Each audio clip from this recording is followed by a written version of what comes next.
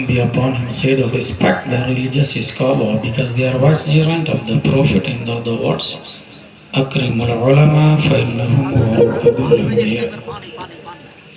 That's why I am taking place from foods of ulama and start our conversation by these words.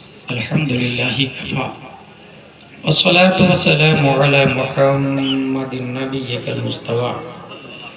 ورسولك المرتضى وحبيبك المصطفى وآله ذوي الصدق والصفاء وصحبه أولي الحب والوفاء وخلفائه ساداتنا أبي بكر الصديق الأكبر وعمر الفاروق الأعظم وعثمان الغني ذي النورين وأسد الله علي المرتضى وولده الإمام حسن المجتبى وصبته الإمام حسين الدافع الكرب والبلاء وفي الزدك بدي البطول الزهراء سيدة النساء وابنه سيدنا عبد القادر غوث البراء وسراج أمته سيدنا أبي حنيفة إمام أئمة الهدى وعلى مجدد الأعظم لدينه وملته مرشدنا أحمد رضا وعلى الذي ما زال ردد مخالف سنة محسننا أختر رضا.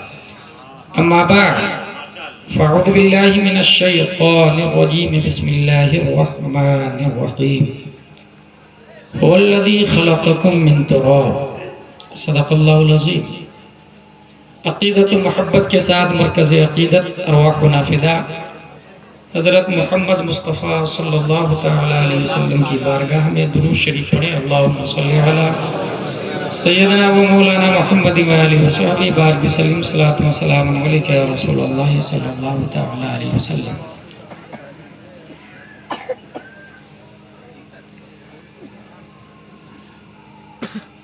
मैंने एक जलसा देखा है, वो जलसा जब खत्म होता था तो मजमा से लाशें उठाई जाती थी। ये जलसा शेख अब्दुल कादिर रज़ियल्लाहु ताला अन्हु का था, जिसके खतीब गौसे आज़म रज़ियल्लाहु ताला।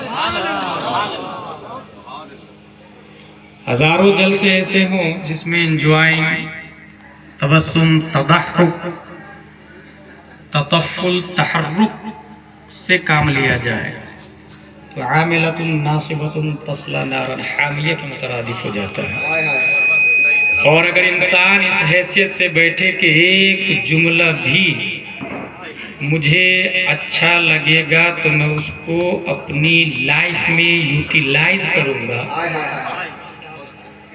वो ना लिया कैन चेंज योर लाइफ, तो वो आपकी जिंदगी में इनकलाब लाने के लिए काफी हो। मैं आसान लफ्जों में बताता हूँ, जिस तरीके से बोकारो स्टील सिटी जंक्शन पर गाड़ी आती है, उसमें लिखा हुआ होता है C1 यहाँ, C2 यहाँ, B1 यहाँ, H1 यहाँ। वो असल नहीं होता, वो सिर्फ शो पैलेस है, वो सिर्फ डिस्प्ले है, वो सिर्फ शोबाजी है। असल CPU होता है जो रूम में रखा हुआ होता है, उसका एक ऑपरेटर होता है।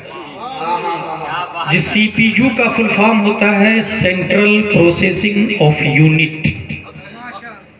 अगर वहां से B1 की जगह B2 को कर दिया जाए, C1 को जगह C7 को कर दिया जाए तो निजामी प्लेटफॉर्म गरम गरम हो जाता है।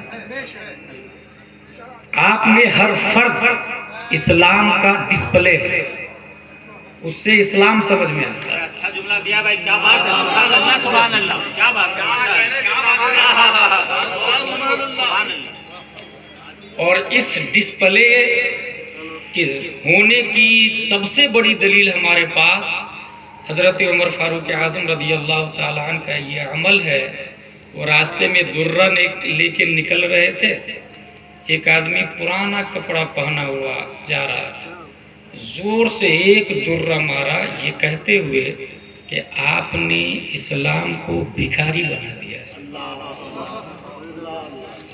इसका मतलब एक इंसान अपने आप में सरापा इस्लाम है।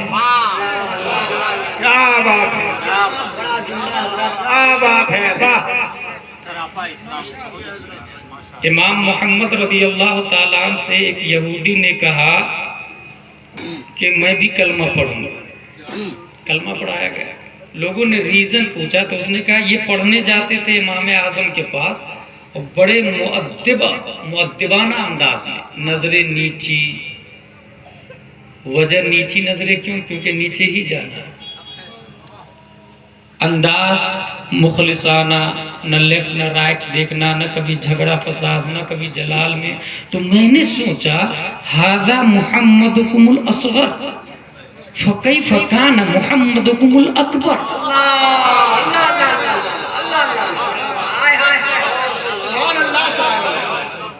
ये छोटे मोहम्मद साहब इतने अच्छे हैं तो बड़े मोहम्मद साहब कितने अच्छे हैं।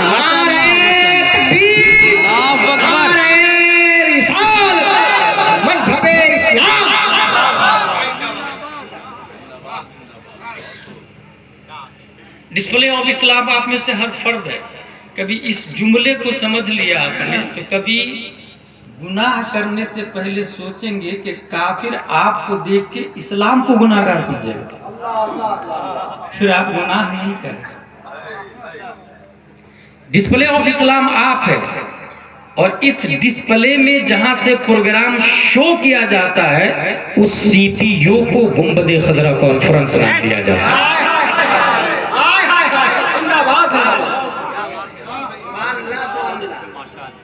अगर ये बातें समझ ली तो जहन नशी कर ले कि आज मैं तकरीर नहीं करने जा रहा। कुछ बुनियादी बातें हैं जो कुरान में आई है।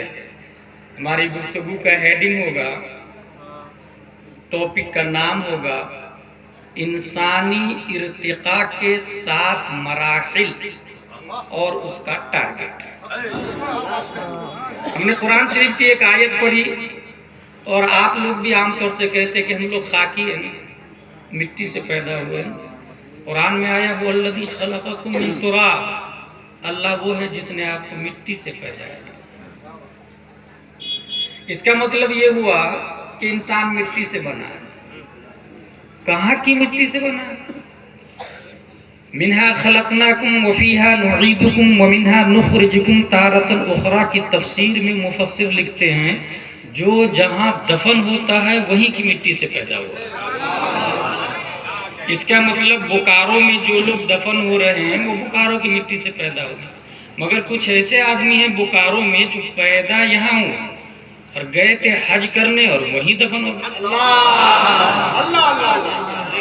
वो कहाँ की मिट्टी से पैदा हुए? तफसीर में इसका जवाब लिखा है और अल्लामा अरशदुल कादरी ने लालजार में भी इसका जवाब दिया है कि रब्बी कदीर माँ के पेट में जब उस शख्स की मूर्ति बना रहा था, तस्वीर कशी कर रहा था, नक्काशे अजल नक्काशे शख्स कर रहा था, नक्शे शख्स बना रहा था। वल्लज़ी युसव्विरुकुम फिल अरहामी कैफ यशा, माँ के पेट में जब वो इंसान की मूरत और सूरत बना रहा था तो माँ तो बोकारो में थी मगर रब ने पेट में जिस मिट्टी का इस्तेमाल किया था वो गुंबदे खजरा की मिट्टी।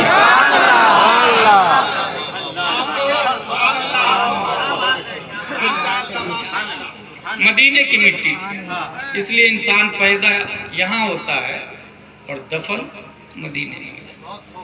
लेकिन मैंने दूसरी आयत ये देखी सूरह फुरकान की, वल्लज़ी खलक़ मिनल माई बशरा, अल्लाह वो है जिसने पानी से बनाया। इसका मतलब मिट्टी भी पानी। लेकिन तीसरी आयत मैंने ये देखी सूरह अनफाल की, वल्लज़ी खलक़कुम मिन तीन, अल्लाह वो है जिसने चिपचिपाती मिट्टी से पैदा किया। यानी पानी और मिट्टी, जैसे आटा में माँ और बहनें पानी डाल देकर गूंद कर वो जो गोला बनाती है, पानी मिट्टी दोनों को मिला दे तो चिपचिपाहट पैदा होती है। अल्लाह ने इंसान को चिपचिपाती मिट्टी से पैदा किया। लेकिन चौथी आयत ये आई, इन्ना खलक़नाहुम मिन तीनिल लाज़िम, सूरह साफ़ात में इंसान को हमने तीने लाजिम से पैदा किया। मुतलकन तीन गूंधी हुई मिट्टी को कहते हैं और तीने लाजिम जिसमें चिपचिपाहट बना है। और 5वीं आयत है खलक़ल इंसान मिन सलसालिन कल फख्खार, बल्कि उससे पहले खलक़ल इंसान मिन सलसालिन मिन हमाइम मसनून, मैंने इंसान को बूदार मिट्टी से पैदा किया। मिट्टी में पानी मिला के कुछ देर छोड़ दे तो एक स्मेल आती है, उसी को कहते हैं सुलालम मिन हमाइम मसनून। और छठवीं आयत है खलक़ल इंसान मिन सलसालिन कल फख्खार, मैंने इंसान को खनखनाती मिट्टी से पैदा किया। देखिएगा स्टेप बढ़ता जा रहा है, छठवां स्टेप हो गया, सातवां स्टेप सुलाला मिन तीन वलक़द खलक़नल इंसान मिन सुलालतिन मिन तीन। ये आयत है मोमिनून की आयत नंबर 12, मैंने इंसान को खुलासाए मिट्टी से पैदा किया। ये 7 स्टेप कुरान में आया। मैंने 7 पे गौर किया तो ये समझ में आया कि जमीन के 7 तबक है और आसमान के भी 7 तबक है और कुरान के भी 7 तबक है। 7 मंजिल कुरान है, 7 मंजिल ये हो गई, 7 मंजिल जमीन, 7 मंजिल आसमान। तो मैं डीप में गया तो ये समझ में आया जो कुरान की पहली मंजिल पर अमल करता है वो पहले आसमान पर चला जाता है, जो दूसरी मंजिल पर अमल करता है तो वो दूसरे आसमान के चला जाता है। और शरे अकाइद समेत विकाया हिदाया जिराया गुरर शरह कंज दकाइक वसीत बसीत मुहीत समरकंद, बड़े बड़े अजिल्ला अइम्मा मुशर्रिईन मुज्तहिदीन ने लिखा कि इंसान अगर कुरान पर अमल कर लेता है तो 7 आसमान से ऊपर उसका मर्तबा चला जाता है। इसकी एक दलील आसान लफ्जों में दूंगा, अत्तहियातु लिल्लाहि वस्सलावातु वत्तय्यिबातु वस्सलामु अलैका। प्रोनाउन की 3 किस्में, first second third. I we first pronoun, you second, he they third, अना नहनो फर्स्ट प्रोनाउन, अंत अंतुम अंतुम अंते अंतुम अंतुन्ना सेकंड प्रोनाउन, हुवा हुमा हुम हिया हुमा हुन्ना थर्ड प्रोनाउन, अलैका ये सेकंड है, आप पर हाजिर के लिए आता है, सलामती हो आप पर। मौलाना हसन नज़ादर बुकारवी अगर यहाँ हो और यहाँ से सलाम दे दे तो जवाब का तरीका वालेकुम सलाम नहीं होता है, वालैका सलाम। उन पर यानी जिसने भेजा और आप पर सलाम। आप यहाँ तो आपको कहूंगा अस्सलामु अलैकुम, लेकिन आप यहां से गायब होंगे तो कहेंगे अस्सलामु अलैहिम, उन पर सलाम। लेकिन लफ्ज क्या आया तहियात में अस्सलामु अलैका। वजह यह है कि जो ही इंसान ने कहा नवैतु अन उसल्ली लिल्लाहि तआला रकअतै सलातिल फज्र फर्दुल्लाहि तआला यक्तदैतु बिहादल इमाम मुतवज्जिहन इला जिहतिल काबति शरीफा अल्लाहु अकबर, कुर्बे मौला में एंट्री करी है।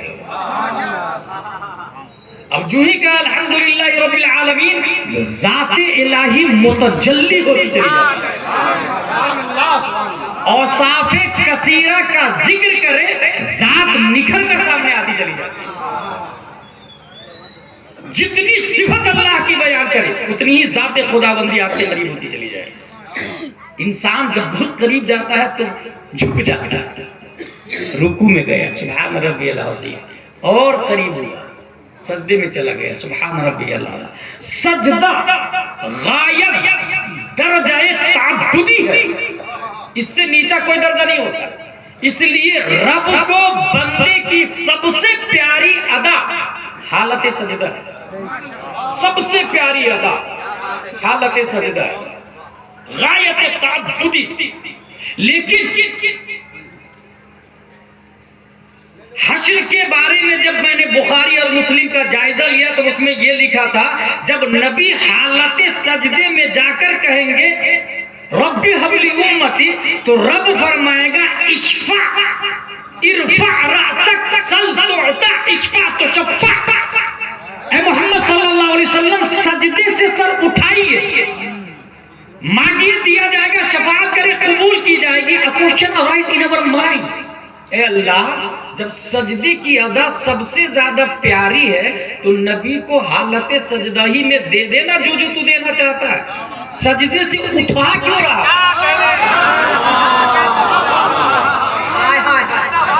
इसका जवाब मिलेगा नाकिस साहिल, तुम्हें बात नहीं समझ में आएगी। दरअसल मैं मुहिब हूँ, वो महबूब है।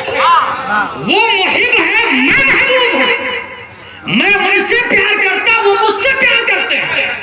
मेरी मशीयत ये चाहती है कि महबूब सर उठाइए, आप मुझे देखिए, मैं आपको देखूं, और इस देखा देखी में बेहिसाबों किताब मांगते चला जाएंगे।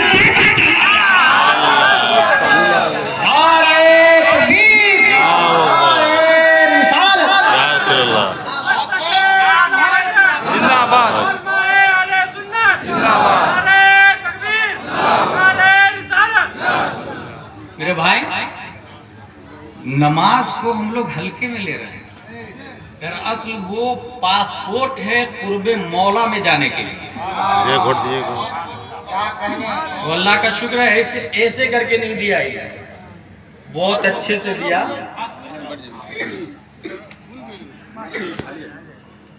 पासपोर्ट हर मुल्क का एक नियम होता है। मुल्के मौला और मुल्के कुर्बे मौला का भी नियम है। बगैर फर्ज के कोई एंट्री नहीं कर सकता।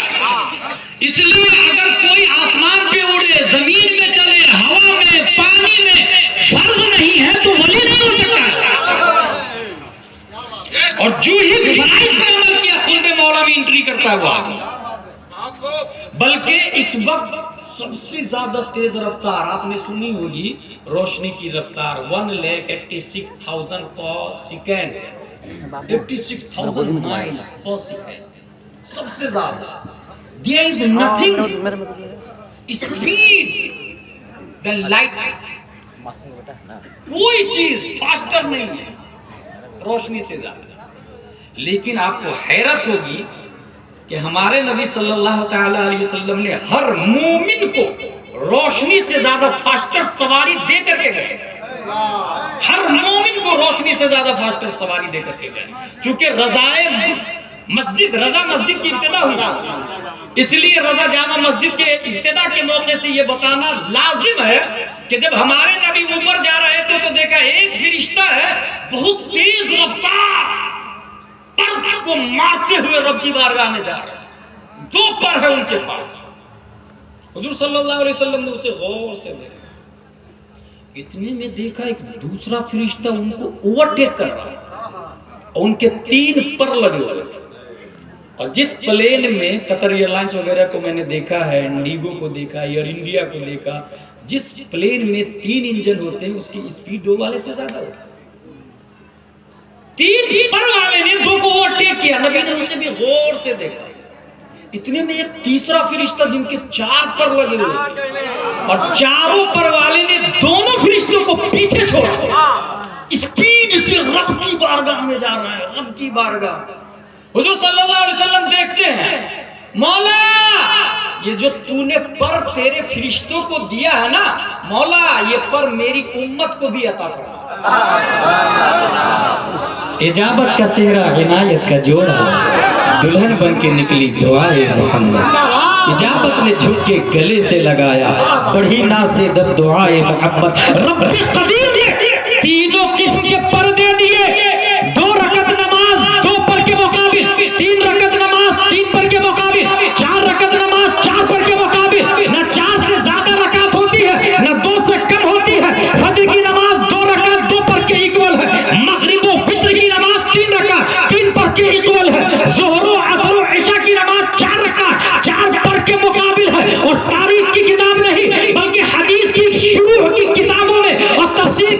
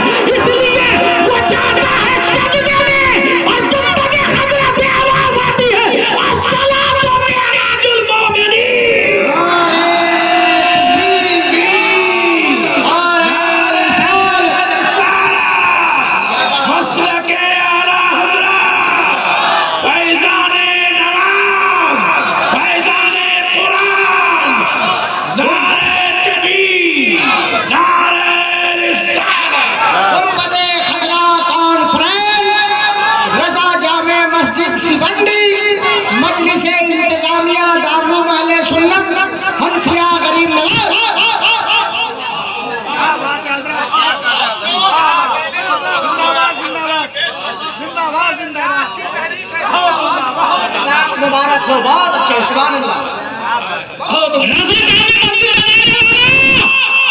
हजरत इब्राहिम अलैहिस्सलाम, जब फिरौन ने आपकी ज़ौजा का मुतालबा जबरन किया तो आप सीधे 2 रकात की नियत मांगते हैं।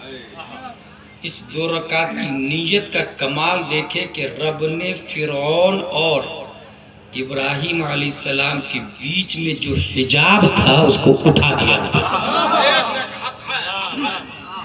हिजाब को उठा दिया।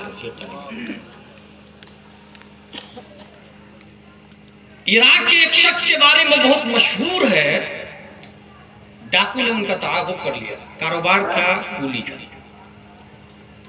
तो भाई कहाँ जा रहे हैं? बोले ये अमानतें पहुंचाने जा रहे। बोले इधर से मत जाइए ना, मैं जिस रास्ते से बोलता हूँ उस रास्ते चले। बोले ठीक है। वो जंगल में ले गया और अंदर जाके सीधा तलवार निकाला, कहा मरने के लिए तैयार है, क्योंकि आज तक तुम जैसे कितने लोगों को फ्रेब से यहाँ लाया हूँ, मार देता हूँ, सामान लूट देता हूँ। उसने कहा देख भाई, गधा ले ले, अमानत ले ले, सब कुछ ले ले, मुझे तो छोड़ देगा ना, मार देना। कोई आखिरी ख्वाहिश का? हाँ, 2 रकात।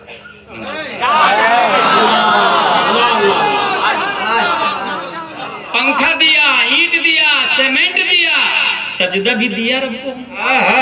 जिंदाबाद जिंदाबाद जिंदाबाद।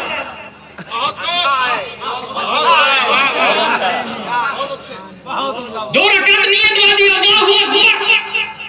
अब सोचे सर पे तलवार है और मसला यह है कि सूरह फातिहा पढ़ना वाजिब है और सूरह फातिहा के बाद कोई सूरत मिलाना भी वाजिब है। तो सूरह फातिहा तो बहुत आसान थी, उन्होंने याद कर ली, याद थी, धड़ाक से पढ़ लिए सूरह फातिहा। उसके बाद तलवार याद आ गई कि ये तो मार डालेगा यार। कौन सी आयत पढ़ूं, कौन सी आयत पढ़ूं, कौन सी आयत पढ़ूं? अचानक जुबान पर ये आयत आई, अम्मा युजीबुल मुद्तर व इदा दआ। कौन है जो मुसीबत ज़दा की फरियाद रसी करता है? अल्लाहु अकबर, अल्लाह। नमाज पढ़ रहे और जब सलाम फेरा तो देखा क्या? डाकू की बॉडी में आग लगी है और अजगैबी शोले बुलंद हो रहे हैं और वो जल के खाक हो रहा। उसने एक सजदा और शुक्र का अदा किया और सामने एक आदमी दूसरी तलवार लेके खड़ा। कहा भाई साहब आप हैं कौन? कहा ये जो अम्मा युजीबुल मुद्तर आपने कहा ना, जिसकी आयत है उसी ने मुझको भेजा है। अल्लाहु अकबर, या रसूल अल्लाह। जिंदाबाद जिंदाबाद जिंदाबाद जिंदाबाद जिंदाबाद जिंदाबाद जिंदाबाद जिंदाबाद। सामने का प्रोनाउन है हाजिर का सेगा। पीर करम शाह ज़री ने ज़ियाउल नबी में शरह फत्ह के साथ इसका जवाब लिखा है कि एक बंदा जब पहली रकात कंप्लीट करता, रुकू सजदा कंप्लीट करता, दूसरी रकात कंप्लीट करता, रुकू सजदा कंप्लीट, अब कायदा में गया, आसमान अव्वल सानी सालिस राबि खामिस सादिस साबि कुर्बे मौला में एंट्री करता। अब कायदा में बैठा है, आंखें खोलता है तो अपने वजूद को कुर्बे मौला में पाता है और जब आंखें खोल के देखता है कि ये मुल्के मौला है, ये कुर्बे इलाही की दुनिया है, तो देखता क्या है? वहाँ आदम अलैहिस्सलाम नहीं बैठे हैं, मूसा अलैहिस्सलाम नहीं बैठे हैं, ज़करिया अलैहिस्सलाम नहीं बैठे हैं, नूह अलैहिस्सलाम नहीं बैठे हैं, सालेह अलैहिस्सलाम नहीं बैठे हैं, इब्राहिम अलैहिस्सलाम नहीं बैठे हैं, मूसा ईसा अलैहिस्सलाम नहीं बैठे हैं। 1,24,000 कमों में शब्द किराम में किसी नबी को वहां नहीं पाता। जब आंखें खोलता कायदा में बैठकर तो कुर्बे मौला में देखता क्या है? कुर्बे मौला में गुंबद खजरा के तकी जलवा बाहर है। नबी को देखता है और देखने के कहता है अस्सलामु अलैका। नारे तकबीर, नारे तकबीर, नारे रिसालत, नारे रिसालत। हम सब इंसान बनाकर सबसे बड़ा क्रम फरमाए वो चाहता कुत्ते बिल्ली सांप बिच्छू कीड़े मकोड़े में पैदा कर देता, कोई पर नहीं मार सकता। वो अल्लाह है। करम फरमाया कि हमें उम्मत में पैदा किया और इतना बड़ा करम के नबी दिया हमें, हुजूर सल्लल्लाहु ताला अलैहि वसल्लम दिया। लेकिन हमारा अल्लाह सबसे बेहतर जानता है कि ये नबी भी इंतकाल फरमा जाएंगे, तो इस नबी की उम्मत के पास कोई चीज हूबहू बेआई नहीं, वैसे ही होनी चाहिए जैसे नबी के जमाने में थी। इसकी खातिर रब्बे कदीर ने कुरान मुकद्दस को अता फरमा दिया। आज भी कुरान उसी शान और शौकत जाहो जलाल के साथ में हो जो 1400 साल पहले नाज़िल हुआ। मेरे भाई,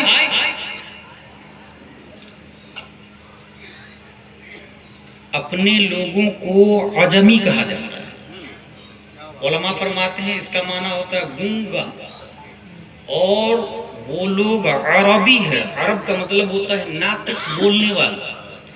और इतने बड़े नातिक नत्ताक थे वो लोग कि बाजारे औकाज में बड़े बड़े शायर जैसे अभी शादाब पैकर साहब, मौलाना हसन रज़ा साहब, इलियास फैदी साहब, बड़े बड़े हिंदुस्तान के शायर जमा होते, मुशायरा होता है। बाजारे औकाज में वीकली मुशायरा होता है, हफ्ते में एक दिन। जिसका अच्छा शेर रहेगा ना वो खाने काबा पे लटकेगा उसका कलाम। उसी लटके हुए को सबए मुअल्लकात कहते हैं, जो आलिम के कुर्स में दाखिल।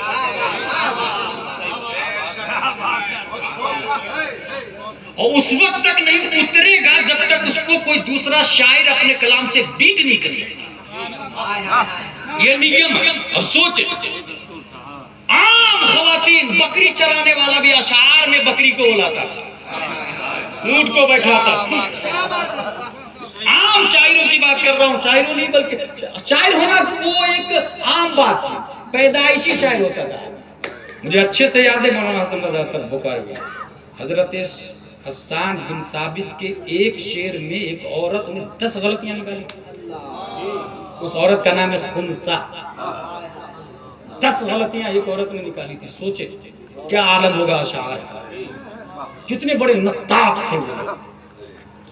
बल्कि एक आदमी जाके बोला भी, तब कई साल 10-20 साल अरब में रह लिया।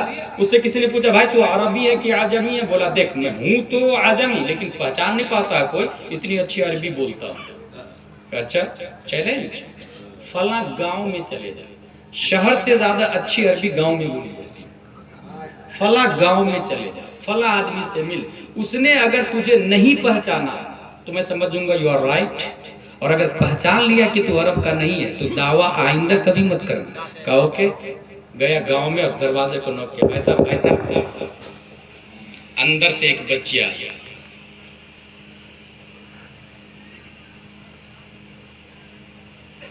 माना तुझे क्या मामला? तो उस शख्स ने जवाब दिया ऐना अबूक उरीदु अन अराह, तुम्हारे अब्बू कहाँ है, डैडी कहाँ है, I want to meet him, मुझे उनसे मिलना है। बच्ची का जवाब सुन, अभी फाइल फयाफी फैदा फाल फयूफा। जवाब सीधे बाउंस कर गया सर के ऊपर।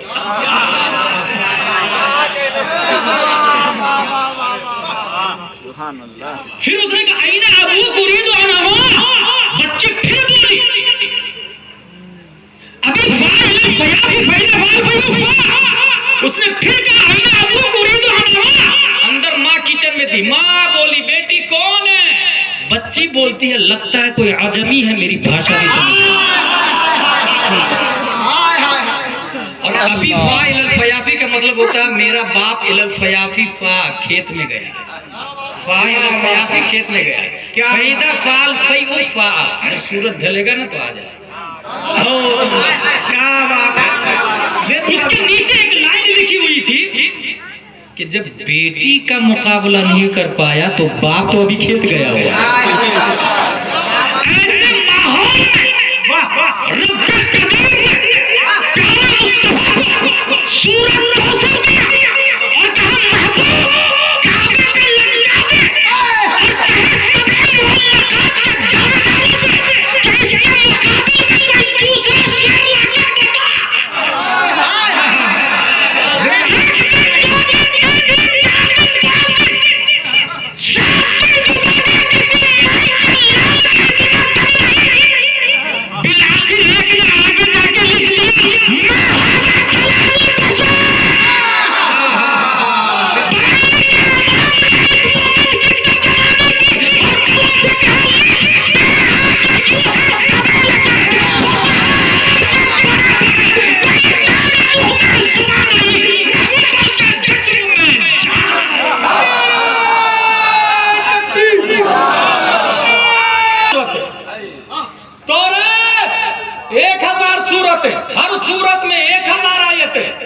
मौला मेरी उम्मत पढ़ेगी कैसे इतनी मोटी किताब?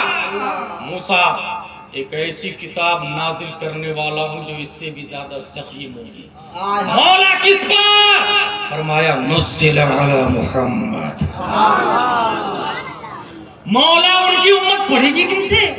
उम्र भी थोड़ी सी होगी, 60, 70, 80 साल। मेरी उम्मत की उम्र तो लंबी होती है, उनकी उम्मत पढ़ेगी कैसे? रब ने फरमाया वलक़द यस्सरनल कुरान लिज़िक्र इतना आसान कर दूंगा, इतना आसान कर दूंगा कि हर साल गुंबद खज़रा कॉन्फ्रेंस होगा और तलबा छाती में कुरान का हिफ्ज़ करके मैदान में रहेगा। सुभान अल्लाह, जिंदाबाद पांडा, जिंदाबाद, जिंदाबाद।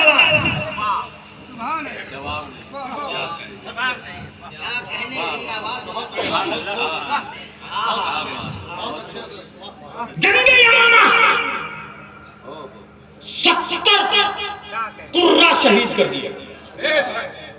उसी में वो साहब भी थे, कौन सा पता है? हजरत हमजा को किसने शहीद किया पता? वहशी नाम है। ये हमारे उलमा जानते हैं, आप लोग तो बता दे। और हिंद ने कसम खाई क़ब्ले इस्लाम अबू सुफियान की ज़ौजा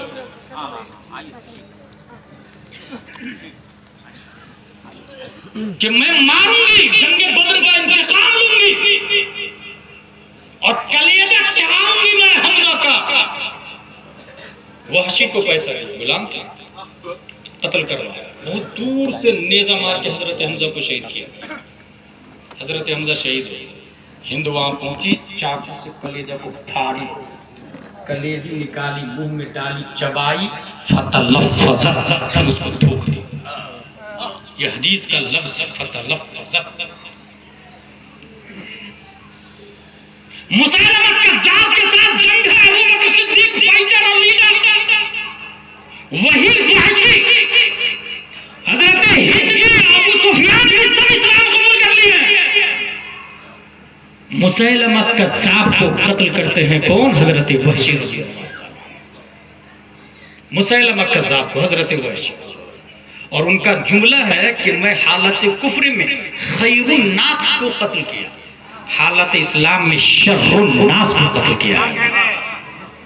मुसैलमा कज़्ज़ाब नबूवत का दावेदार हुआ था, मैं भी नबी नहीं, और अंडरग्राउंड सेटिंग कर रहा था माज़अल्लाह रब्बिल आलमीन। मोहम्मद सल्लल्लाहु अलैहि वसल्लम मस्जिद नबवी, आसा मुबारक, बाग फुदक, ये सब में से आधा आधा कर लेते, लड़ते झगड़ते नहीं अपने। कौन बोला? ये मुसैलमा कज़्ज़ाब। नबी ने फरमाया रस्सी का एक टुकड़ा, एक कोना भी तो नहीं होगा। अब जंग लड़ी हजरत अबू बकर सिद्दीक रज़ियल्लाहु ताला, बिलाखिर जंग जीते। 70 कुर्रा शहीद हो गए। कुर्रा उस जमाने में सिर्फ कारी साहब को नहीं कहते, अपने लोगों की कमनसीबी है कि हिफ्ज़ की क्लास अलग चल रही है। मिस्र में हिफ्ज़ की क्लास अलग होती नहीं। एदादिया में 3 पारे, ऊला में 3 पारे, सानिया में 3 पारे, सालिसा में 3 पारे, राबिया में 3 पारे, इधर अल्लामा बनता है, साथ में 9 सब्जेक्ट की तरह हिफ्ज़ क्लास भी मुकम्मल हो जाती है। क्योंकि कुरान शरीफ तरावी पढ़ाने के लिए नहीं आया, कुरान शरीफ मसाइल के दलाइल के लिए। बेशक बेशक बेशक। वुज़ू में 4 फराइज़ है, कहाँ लिखा है नहीं पता। रोजा फर्ज है, कहाँ लिखा नहीं पता। मगर अरब के जाहिल से आप पूछे तो सीधे बोलेगा अक़ीमुस्सियाम इलल-लैल फ़ग़सिलू वुजूहकुम वअयदियकुम इलल मराफ़िक़। और वहाँ का जो मुफ्ती होता है ना, वो मज़ाहिब समानिया का मुफ्ती होता है। 4 वो जो राइज है, 4 वो जो किताबों में जिनकी थ्योरी चली है। बहरहाल ये जुमला फिर से नोट करें, कुरान शरीफ का वजूद सिर्फ तरावी बाजमात तो बाद में शुरू हुई ना, हजरत उमर फारूक आज़म की इजाज़त। कुरान का वजूद मसाइल के दलाइल के लिए सिस्टम ऑफ लाइफ है, निज़ाम हयात है, कॉन्स्टिट्यूशन ऑफ इस्लाम है, कॉन्स्टिट्यूशन ऑफ इस्लाम है। कुर्रा को शहीद कर दिया गया। हजरत उमर फारूक आज़म लीडर कौन है? हजरत अबू बकर सिद्दीक। सीधे पहुंचे हजरत अबू बकर के, हजरत कुरान को जमा कर दिया जाए एक जगह। उससे पहले कहा था सब अलग अलग, कुछ पारे आपके पास, कुछ पारे उनके पास, बकरी के खाल पे, पत्थर पे, चमड़ी पे, अलग अलग जगह का एक जगह जमा कर दिया जाए। नहीं तो बोकारो तक फॉर एग्जाम्पल इस्लाम कैसे पहुंचेगा? कुरान कैसे पहुंचेगा? कयामत तक नबी की उम्मत रहेगी, कुरान कैसे चलेगा? इसलिए एक जगह जमा कर लिया जाए। किसने कहा ये? हजरत उमर ने। हजरत अबू बकर का जवाब सुनो। ला कैफ अफअल लम यफअल नबी सल्लल्लाहु अलैहि वसल्लम, वो काम मैं क्यों करूं जो नबी ने नहीं किया? जुमला देखिएगा, वो काम मैं क्यों करूं जो नबी ने नहीं किया है। हजरत अबू बकर से किसी ने कहा सैलरी बढ़ा लीजिए, तनख्वाह बढ़ा लीजिए। कहा नहीं, जितना स्कॉलरशिप और वजीफा बैतुल माल से हमारे नबी को दिया जा रहा था उतना ही मुझे दिया जाएगा, क्योंकि ज्यादा लेकर के नबी के तरीके से हटना नहीं चाहता। बेशक बेशक बेशक। हजरत उमर का भी बीवी से सोर्स लगाया गया, बल्कि बेटी से सोर्स लगाया लोगों ने। कहिए ना अमीरुल मोमिनीन को सैलरी बढ़ा ले, बड़ी हिम्मत करके उनकी बेटी गई सैलरी बढ़ा लीजिए। कहा हमसे पहले जो दो लोग गुजरे उनके तरीके को छोड़ दूं मैं सैलरी बढ़ा कर, वजीफा बढ़ा कर। हजरत अबू बकर का जुमला पूरी दुनिया में वायरल हो रहा है कि मेरा स्कॉलरशिप उतना ही होगा, और अगर मजदूर का पेट नहीं भरेगा, एक मजदूर के बराबर होगा, और मजदूर का पेट नहीं भरेगा तो मजदूर की उजरत बढ़ा दी जाएगी। उसके सदके में हमारा बेशक बेशक बेशक। अबू बकर रज़ियल्लाहु अन्हु ने वजीफे के मामले में नबी से ज्यादा लेना पसंद नहीं किया, ताकि मेरी जिंदगी नबी की जिंदगी के मुताबिक हो। रब को ये अदा इतनी पसंद आई कि 63 उम्र मुस्तफा को दी और 63 अबू बकर को भी अता फरमाया। दोनों की उम्र सेम है, याद रखिएगा। कायनात में ऐसी दोस्ती की मिसाल नहीं मिलेगी। हजरत उमर ने कहा वल्लाहि वो खैर, खुदा की कसम ये बेहतर काम है। बहस होने लगी दोनों, होते होते होते बिल आखिर हजरत अबू बकर कहते सदरी लिज़ालिक कमा शरह सदरा उमर, मेरा सीना भी अल्लाह ने उस काम के लिए खोल दिया जिस काम के लिए उमर का सीना खोला था। अब कुरान जमा होना शुरू हो गया। ज़ैद बिन साबित को बुलाया, ज़ैद बिन साबित से कहा ऐसा ऐसा मामला, कुरान जमा करना। ज़ैद बिन साबित ने भी वही कहा, वो काम मैं क्यों करूं जो नबी ने नहीं किया। अब अबू बकर में और ज़ैद बिन साबित में बहस हो रही है। हजरत उमर बाजू में बैठे हुए, कौन नहीं जानता हजरत उमर कितने जलाली थे। जब खलीफा बने थे तो डर के मारे लोग दरवाजा ही नहीं खोल रहे, कितने जलाली। मगर ज़ैद बिन साबित बहस कर रहे हैं अमीरुल मोमिनीन से, हजरत उमर की मजाल नहीं है, क्यों कर ले। यहीं से बात समझ में आई कि अगर कोई मुरीद पीर से बात करता है तो हम नशी और वजीलों को चापालोसी नहीं करना चाहिए, हम जलीलों को धकेलना चाहिए। बोकारो का एक मुरीद बरेली में जाता है और वजीर और जलील जो हम नशी बीच में तोहरा मुतखल्लिफ करके मंजिल मकसूद तक पहुंचने नहीं देते हैं। ये सुनना, ये निज़ाम मुस्तफा के खिलाफ है, निज़ाम उमर के खिलाफ है। हजरत उमर खामोश है। बिलाखिर ज़ैद बिन साबित ने भी वही जुमला कहा, मेरा सीना भी अल्लाह ने खोल दिया उस काम के लिए जिस काम के लिए दोनों का सीना खोला था, और कुरान जमा हो जाता। आज तक कुरान शरीफ हमारी नजरों के सामने। मेरे भाई, अभी कुछ दिनों पहले मैं मुकम्मल इस पर गुफ्तगू किया हूँ कि there is no one can overtake Islam. कोई शख्स नहीं जो इस्लाम को ओवरटेक कर सकता है। उसकी सबसे बड़ी दलील ये है कि कॉन्स्टिट्यूशन ऑफ डरबन, चंद लोगों जीनियस पढ़े लिखे लोगों ने मिलकर लिखा है। कॉन्स्टिट्यूशन ऑफ अमेरिका, अशरफिया में हम लोगों ने वर्ल्ड कॉन्स्टिट्यूशन पढ़ा है, मबादी सियासियात भी पढ़ा, हमारे उलमा जानते हैं, ये आप लोग को बता रहा हूं। India doctor Bhimrao Ambedkar and helper, constitution of India ने इंडिया लिखा है। जो शख्स लिखता है ना, जाहिल नहीं होता, याद रखिए, पढ़ा लिखा होता है, बहुत पढ़ा लिखा होता है। वो लिखता है तो उसके सामने माजी की हिस्ट्री होती है कि उसने चोरी किया तो वो नियम बनाता है कि जो चोरी करेगा उसे जेल में डाल दिया जाएगा। माजी की हिस्ट्री होती है, फ्यूचर देखा हुआ नहीं होता है, ठीक है। माजी की हिस्ट्री होती है लेकिन फ्यूचर नहीं देखा हुआ होता, इसलिए फ्यूचर में आके दूसरा राष्ट्रपति और प्राइम मिनिस्टर उसके नियम को बदल भी देता है। चैलेंज कर देता है, पार्लियामेंट में फिर से वोटिंग करने लग जाता है। ये जरूर है कि अगर जो आदमी लिखा है उससे ज्यादा पढ़ा लिखा आ रहा है और हालात के मुताबिक है बदलना, तो बदलने में कोई कबाहत नहीं है। लेकिन अपने इंडिया को देख के ये लगता है कि एमडी की गलती नर्सरी वाला निकालता रहता है पार्लियामेंट में। भीमराव के नियम को वो बदल रहा है जो ढंग से APPLE की स्पेलिंग नहीं लिख सकता।